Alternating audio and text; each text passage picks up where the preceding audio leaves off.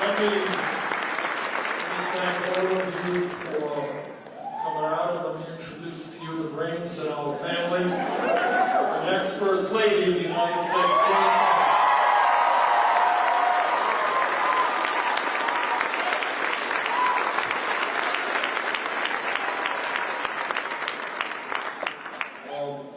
Let me thank Erica Minneberry for her field pitch.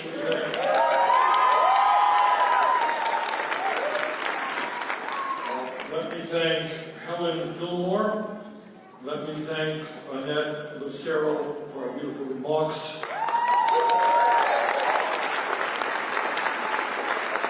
And let me thank all of you for being out here tonight in Reno. This is a fantastic turnout.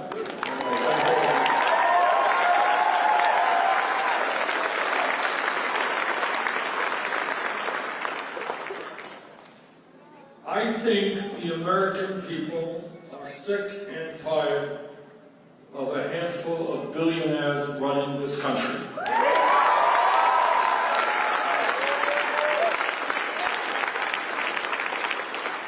Yesterday we were in Elko, and this morning we were in Carson City, and here we are in Reno. Tomorrow we'll be in Las Vegas, and I have the feeling that the people of Nevada are ready for a political revolution.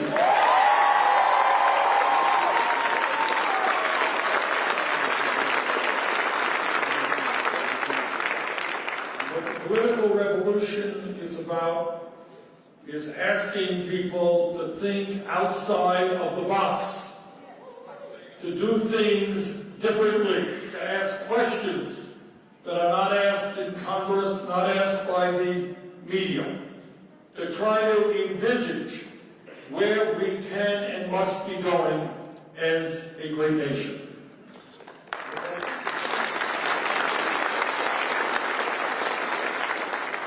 And at the top of that list of priorities is the absolute need to defeat the most dangerous president in the modern history of the country.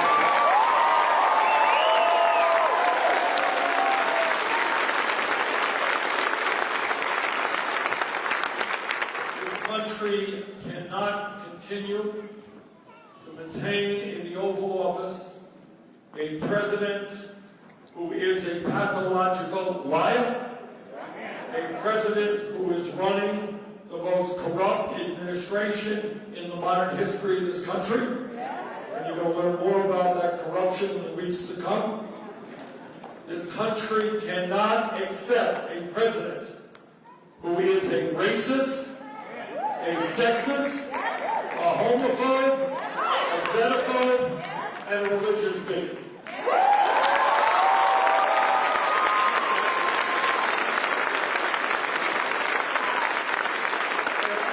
And honestly, somebody who's been around politics for a while, it is hard for me to believe that I am in fact describing the President of the United States. But we have had presidents who have been conservative and liberal, whatever they may be. But we have never had a president who intentionally, as part of his political strategy, is trying to divide our people up based on the color of their skin, where they were born, their sexual orientation, or their religion. Never had a president intentionally trying to do that. Now, Trump thinks, mistakenly, that he is going to win re-election based on that strategy. And I'm here to tell you that we are going to win because our strategy is exactly the opposite of Trump's. We bring people together.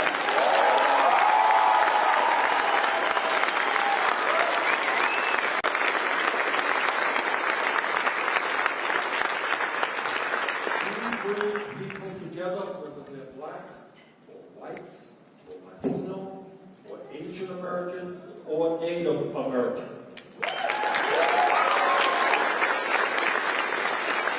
While I'm here in Reno, I want to say a very brief word about what our administration, how our administration is going to relate to the Native American people. because I am sick and tired, as I know you are, of the horrible ways from day one that our government has treated the Native American people. And we're going to reverse that.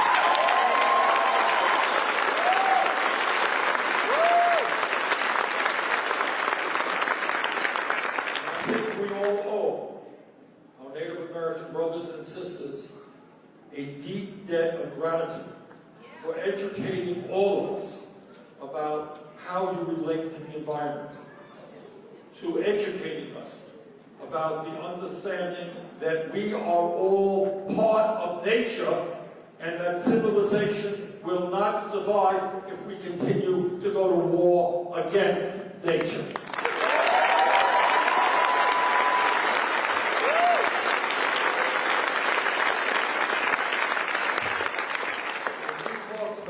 Thinking outside the box.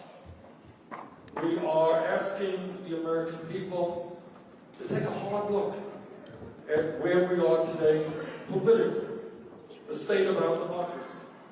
And I know I speak for the vast majority of the American people, progressives, conservatives, Democrats, Republicans, who understand that there is something profoundly wrong when a handful of billionaires are able to spend hundreds of millions of dollars to elect candidates who represent the wealthy and the powerful.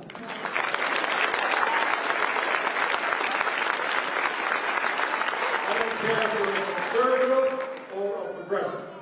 You understand that is not what democracy in this country is supposed to be about. And that is why, together, we will overturn Citizens United.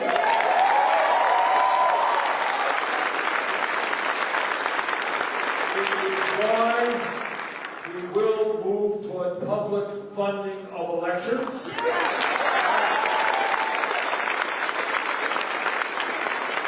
It is why we will end voter suppression.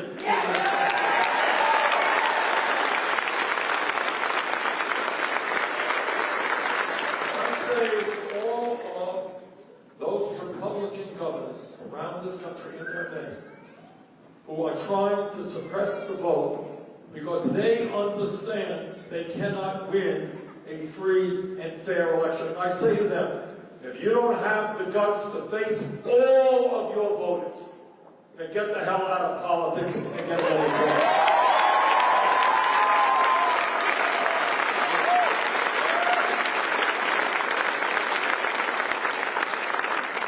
So together, we are going to create a vibrant democracy, one person, one vote, in which we're going to make it easier for people to vote, not harder.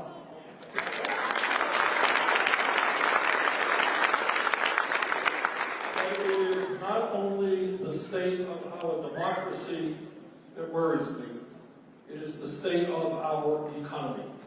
It is not acceptable to me that half of our people in America today are living paycheck to paycheck, while almost all new income and wealth is going to the top 1%.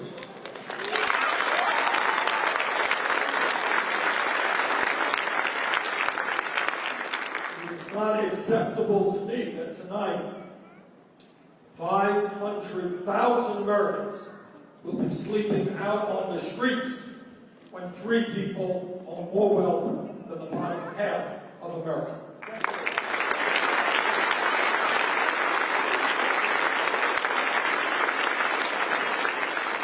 So tonight, we say to the billionaire class, sorry, you cannot have it all. And we say to the 1% and the large corporations, yes, you are going to begin paying your fair share of tax.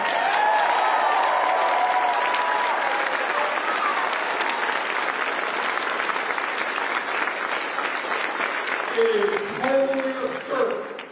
totally absurd, that the effective tax rate of the 400 wealthiest people in this country is lower than the effective tax rate of the average middle-class person.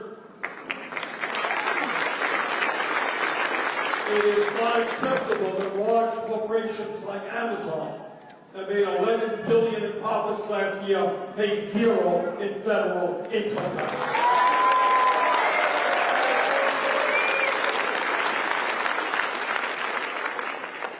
So tonight we make it very clear to the billionaire class that we are going to end their greed and make it clear that this country belongs to all of us, not just a handful of billionaires.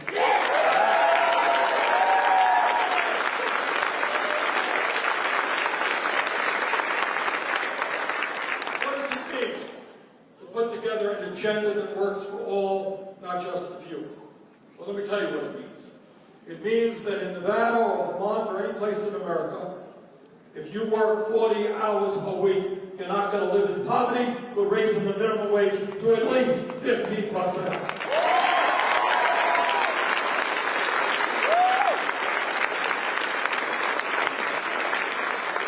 And in America, we are going to create good-paying jobs. Good-paying jobs, not just the jobs. It pays you $9 an hour. And in America, under our administration, we're going to have equal pay for equal work. I'll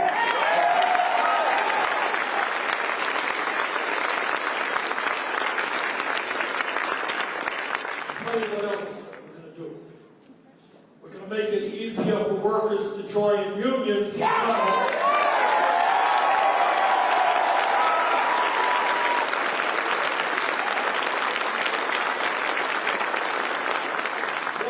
The political revolution is about is changing priorities and our value system. And what we believe is that there is nothing more important than having a well-educated population.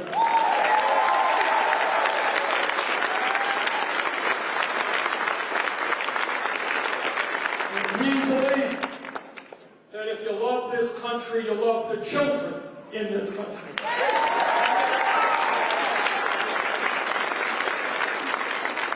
We will no longer continue to have the highest rate of childhood poverty of almost any nation on earth.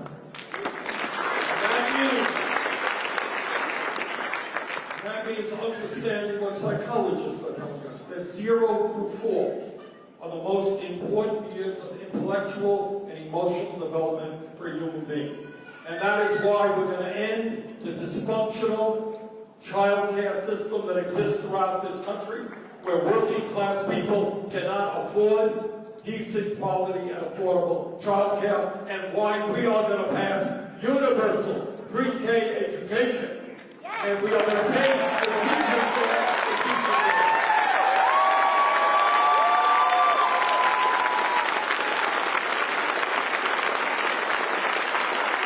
It is why in the wealthiest country in the history of the world, we're going to have the best public education system on earth.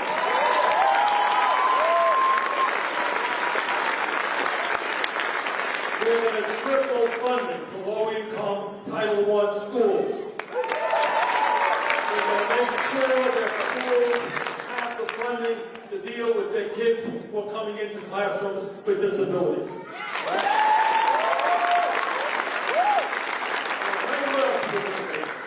When we change the value system of America, I was just reading a little while ago, I think some picture from the Washington Nationals signed a 7-year contract for $270 billion. I think that's right. Well, if we can pay pitchers and football players and basketball players tens of millions of dollars a year, we can pay every teacher in this country and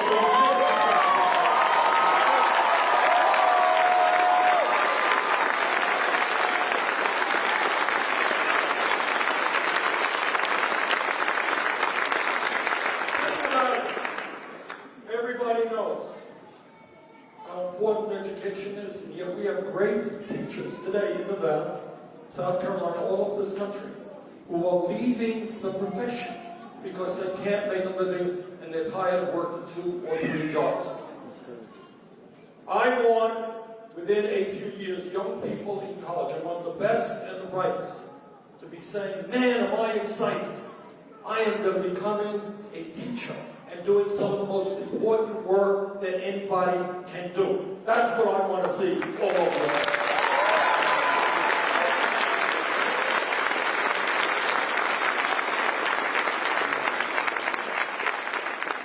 When we talk about education, it means that I want every kid in Nevada, no matter what the income of his or her family, to understand that if they study hard and they do their schoolwork well, they will be able to get a higher education no matter what the income of the family.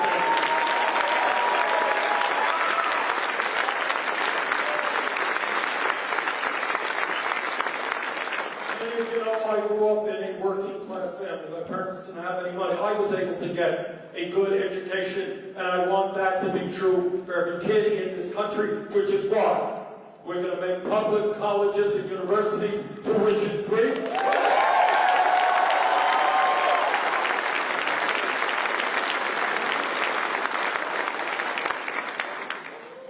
You know, 11 years ago, against my vote, Congress bailed out the crooks on Wall Street.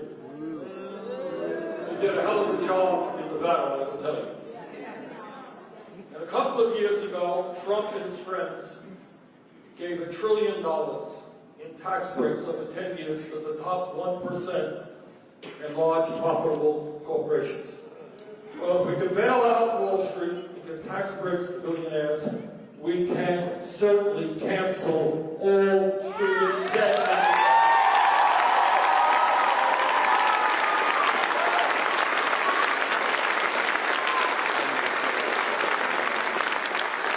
We're going to do that in public colleges and universities, tuition-free, cancel student debt by imposing a modest tax on Wall Street speculation.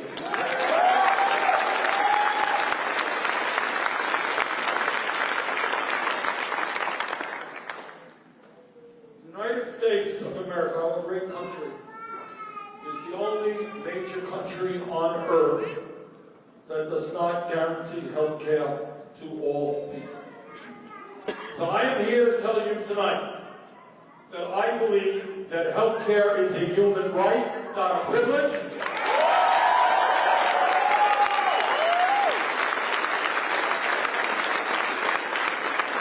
And we are going to end that international embarrassment, and that we, whether the insurance companies and the drug companies like it or not, we are going to pass a Medicare for all single payer.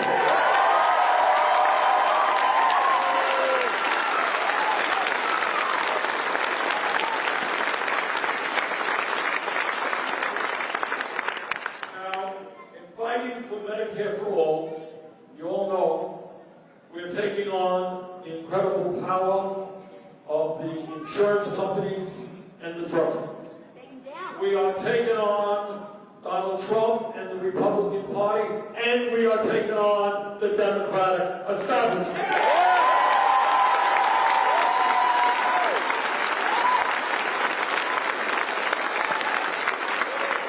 There are some Democrats out there who are kind of wanting to tinker around the edges a little bit, make a few little changes. We're too late for that. You know, in this country, all of you know, that people like Teddy Roosevelt over 100 years ago were talking about health care for all. FDR in the 30s and 40s talking about health care for all. Truman talking about health care for all. Kennedy, Jimmy Carter, Barack Obama, Lyndon Johnson talking about health care for all. It's time we end it before we lose it.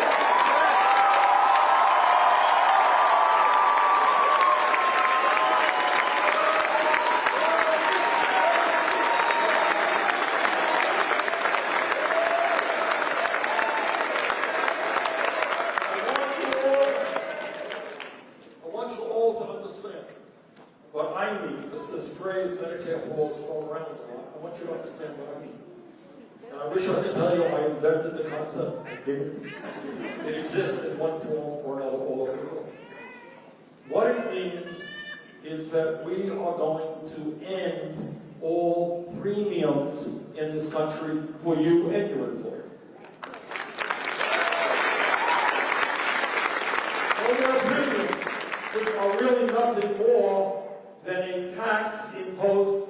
insurance companies. We're going to end all co-payments. We're going to end the insanity, and again, think outside of the box. The insanity of something called deductible.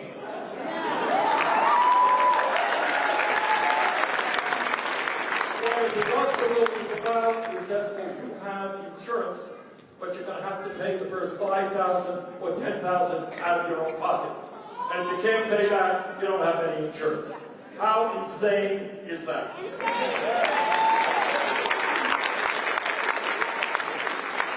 We are going to end all out-of-pocket expenses for working people in this country.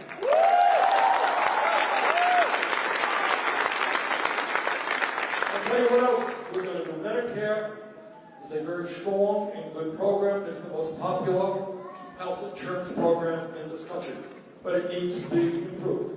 So what we are going to do is expand Medicare for all to include dental care.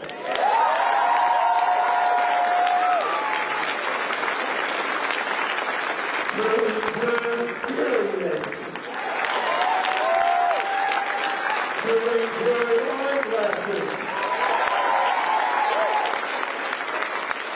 And very importantly, to include home health care.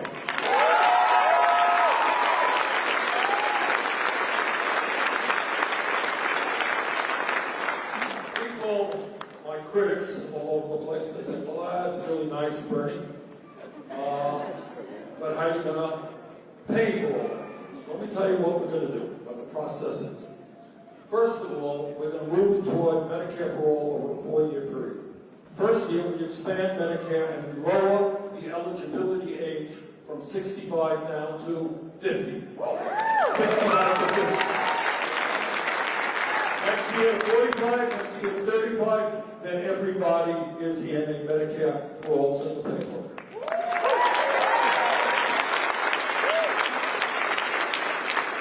That is, in fact, the easiest and least disruptive way to move toward Medicare for all and universal health care. That's the way you do it. Now, people say, well, Bernie, how are you going to pay for this? So I'll tell you. Now that you ask, I'll tell you. But before I tell you, what you've got to ask these other guys is, how do we pay for health care now? You got to ask that question, and I'll tell you how to pay for it right now. The median family in America, that family right in the middle of our economy, makes about $60,000 a year. Okay? That family is now paying $12,000 a year for health care. 20% of their income. That is absurd. That is grossly unfair. So what we do, instead of having families pay 20% of their income for health care, we get rid of all of that. Premiums, deductibles, co-payments, out-of-pocket expenses, all gone. But you know and I know, I can't come here and tell you, hey, health care is free, it doesn't cost anything. You wouldn't believe me. This is not true. But what we do is say, for that average family in the middle of the economy, 60,000, we are going to impose a 4% income tax exempting the first 29,000. So that means if you make it 29,000 or less, you're low income, you get it free. It means that if you're making 60,000, you're paying 4% of 31,000, which is about $1,200 a year.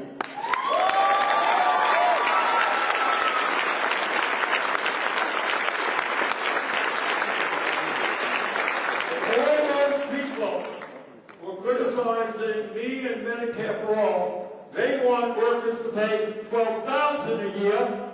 We have workers paying $1,200 a year. I think our approach is a little bit better.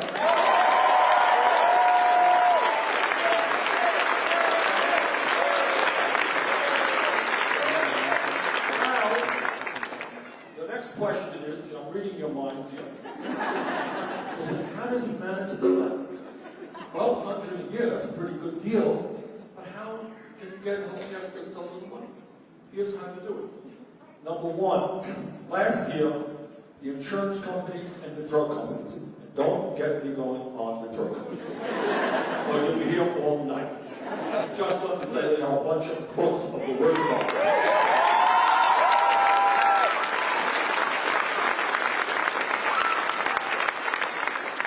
But combined, the drug companies and the insurance companies last year made $100 billion in profit. Got that? You can't afford health care.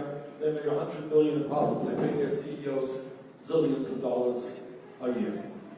So we're going to end the profiteering in healthcare. That's one thing.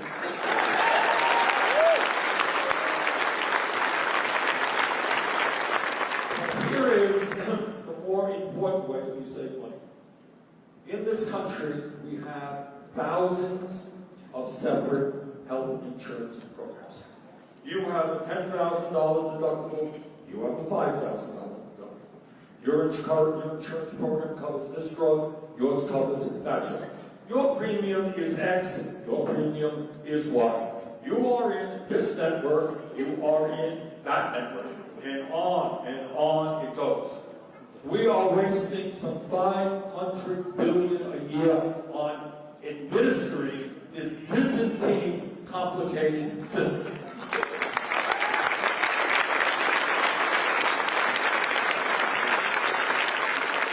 By the way, anybody here ever talk to somebody at the other end of the line who represents the insurance companies?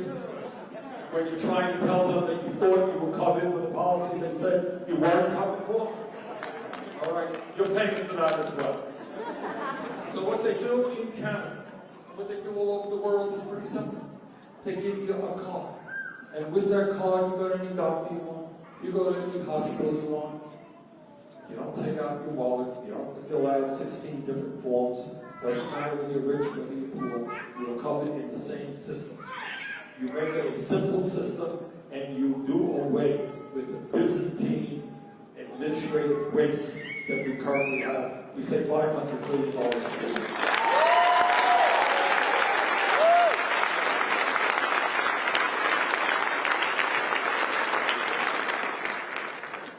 Now, there's another issue out there. I almost don't know how to describe it because it is such a huge issue. And that is what the scientists are now telling us is that they have underestimated the speed and severity of climate change. And I think everybody in America should be totally embarrassed that we have a president of the United States who thinks that climate change is a hoax when the entire scientific community is saying that it is an existential threat to our country and the world. And what the scientists are telling us is that if we do not get our act together very, very shortly. Now, when you talk about climate, you're talking about climate over billions of years, over hundreds of thousands of years.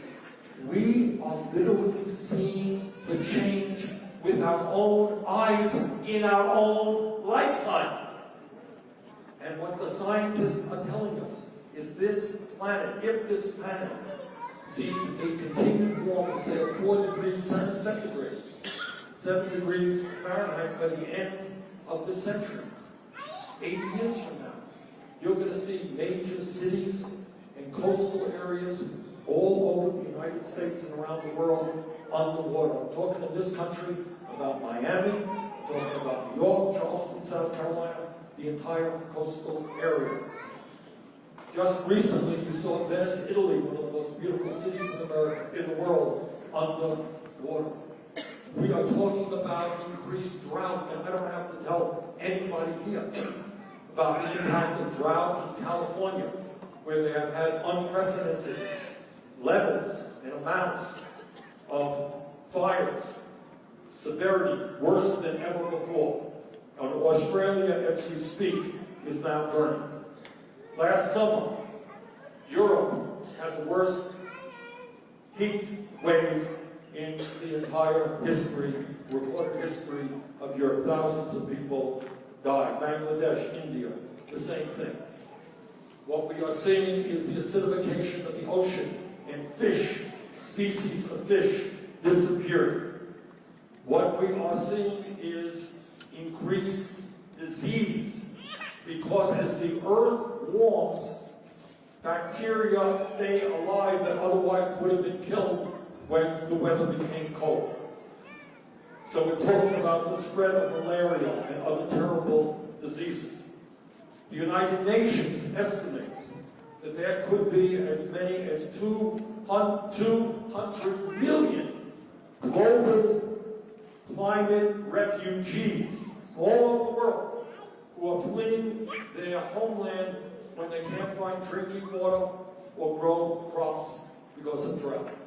This is the world that we are looking at.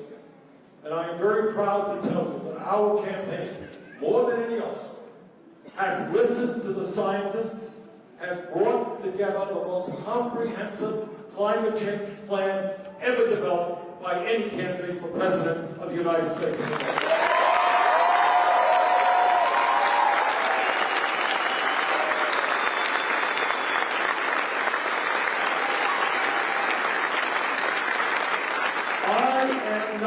I am not, and you are not, going to sit back and allow this country and this planet to become increasingly unhealthy and uninhabitable for our kids and future generations.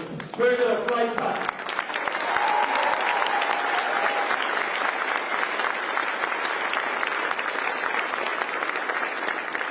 Our proposal, which is based on the Green New Deal, will create up to 20 million good-paying jobs as we transform our energy system away from fossil fuel to energy efficiency and sustainable energy.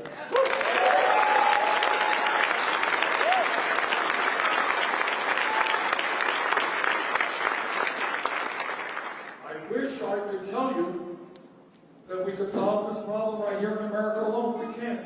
And as president, what I will do is lead the world. If I have to run all over the world to rally the people of China and of India and of Pakistan and of Russia and of Brazil, we are facing a planetary crisis. And the people of the world are going to have to stand up, not just for themselves, but for their kids and their grandchildren. And my message to the world will be, is that maybe, just maybe, instead of spending $1.8 trillion a year on weapons of destruction designed to kill each other, we can our forces to fight our common enemy, which is climate change.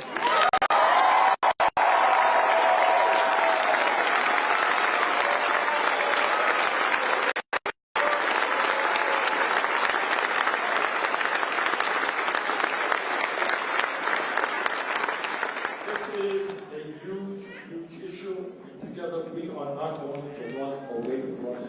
We're going to confront it, and together with countries all over the world, we are going to effectively stop climate change and save this planet.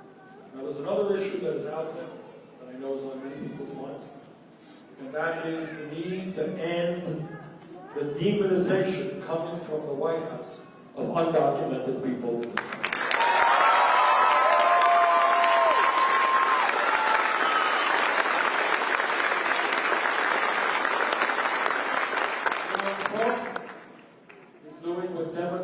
Always do.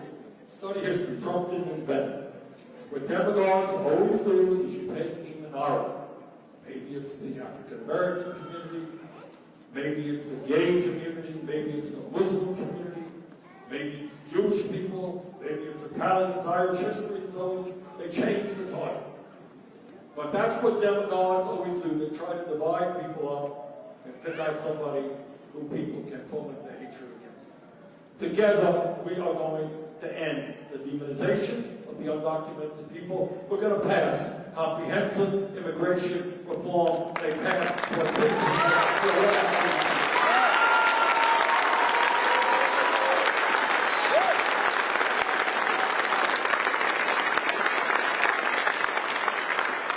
Together, we're going to change our border policy.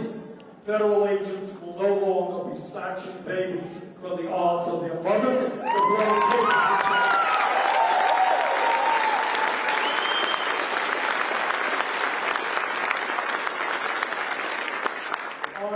first day as President of the United States, through executive order, we will end all of the racist executive orders that Trump has published.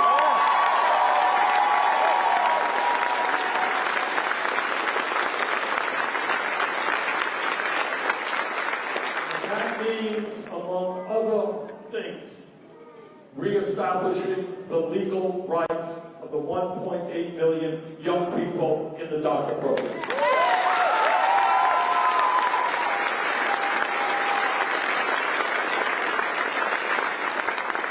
Our administration will no longer accept a broken and racist criminal justice system.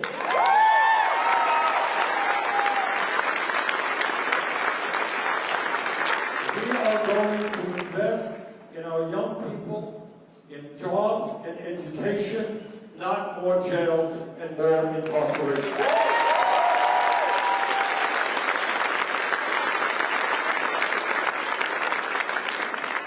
Together, we are going to end private prisons and detention centers.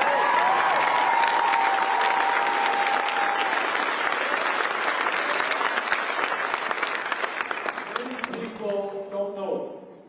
But tonight, as we speak, there are 400,000 people in jail who have not been convicted of anything. You all know that? They are in jail because they cannot afford cash bail. Debtors' prisons are wrong. We're going to eliminate cash bail.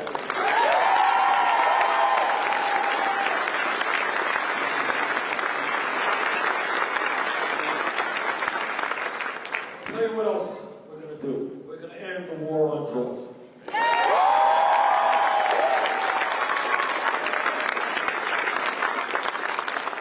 That means we're going to make marijuana legal in every state.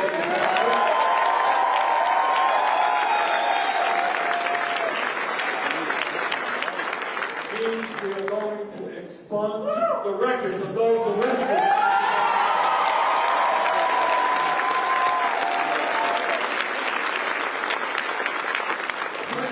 What else are we going to do? It's a pretty radical proposal that I learned about by talking to my friends in the African American and Latino communities. So what they said is, you know, Bernie, it's great, you're moving to legalize marijuana in every state in the country, that's the right thing to do. But you know what? What we don't want to see is that when marijuana becomes legal nationally, is a handful of large corporations controlling that.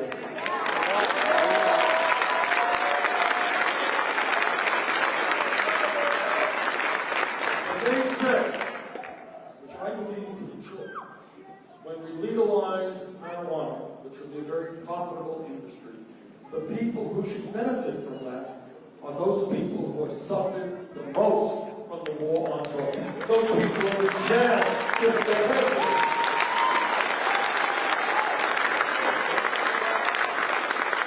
And that is by and large the African American community, Latino community, the Native American community.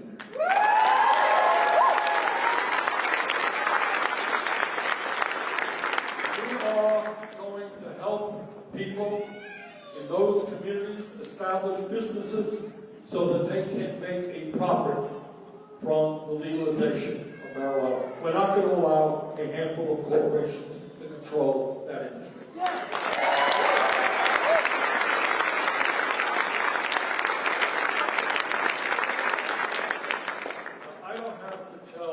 Anybody in Nevada about the horrific nature of gun massacres in this country. You know it only too well. You have experienced the worst. So I will tell you that in terms of gun safety legislation, our policy and our administration will not be determined by the NRA.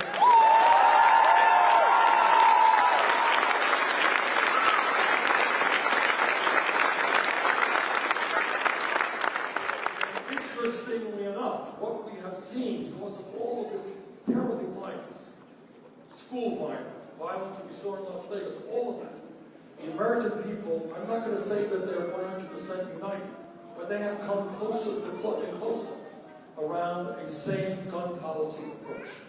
And what the overwhelming majority of the American people believe is that we have to have universal and expanded background checks in this country.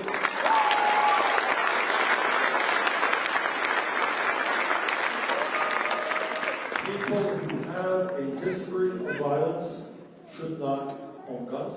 But the American people understand is you have to end the so-called gun show loophole, which allows people to legally buy guns, avoiding the background check. We've got to end the so-called strawman provision, which allows people to legally buy guns, undergo a background check, and then sell those guns to criminal elements in gangs. And what the American people, interestingly enough, in recent years, have come to agree upon, something that I've supported for 30 years, and that is the need to end the sale and distribution of assault weapons.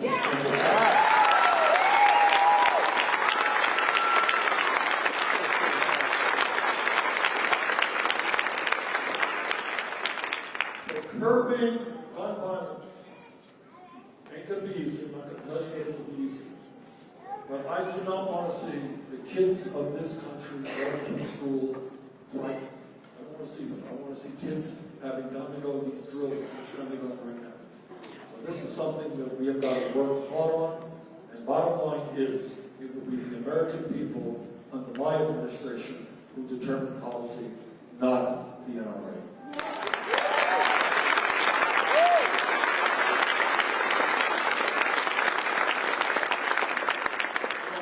United States Senator, so sometimes I'm on the floor of the Senate and I listen to speeches.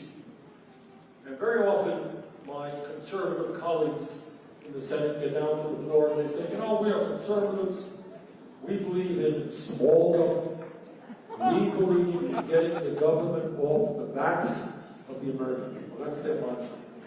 Well, I say to those conservatives, if you believe in getting the government off the backs of the American people, then do not tell every woman in this country what she can or cannot do.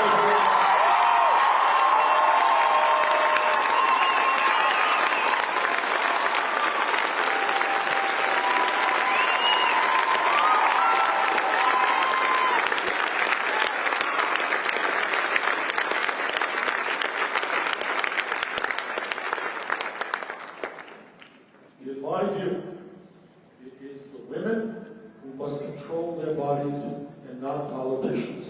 Let me tell you this. Policies will look a little bit different in America because the men who are having the babies. I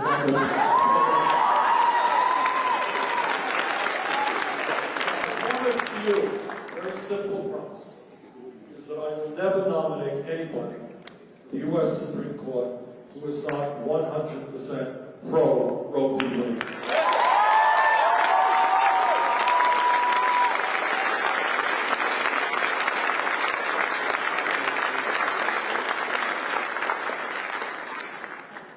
I don't have to explain to anybody here the power of the corporate elites. The power of Wall Street, where 6 banks have assets equivalent to half of the GDP of the United States. I don't have to talk to you about the power of the insurance companies, of the drug companies who in the last 20 years have spent $4 billion on lobbying and campaign contributions. I don't have to explain to you the power of the fossil fuel industry that lies every single day about what they are doing and the fact that their product is destroying our planet. I don't have to explain to you about the power of the military-industrial complex, where we now spend $750 billion a year on the military, more than the 10 next nations combined. I don't have to tell you about the power of the 1% who own the media, who control our economy, and control to a significant degree our political process. You know that. But what this campaign is about is saying that the time is now for the 99% to stand up to the 1%.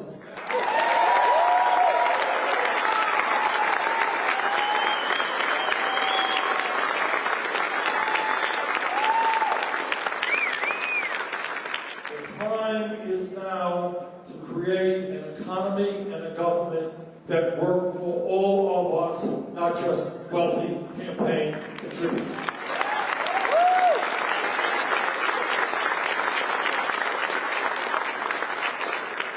I'm here tonight in Reno to ask for your help in winning the Nevada caucus.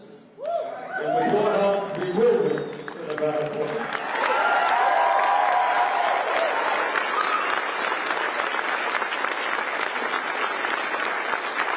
We have a great volunteer network. We have a great staff here. We're working very hard, and we hope that you will join us in making sure we win here in Nevada. And I'm here tonight to ask you to help me win the Democratic nomination to defeat the most dangerous president in my generation.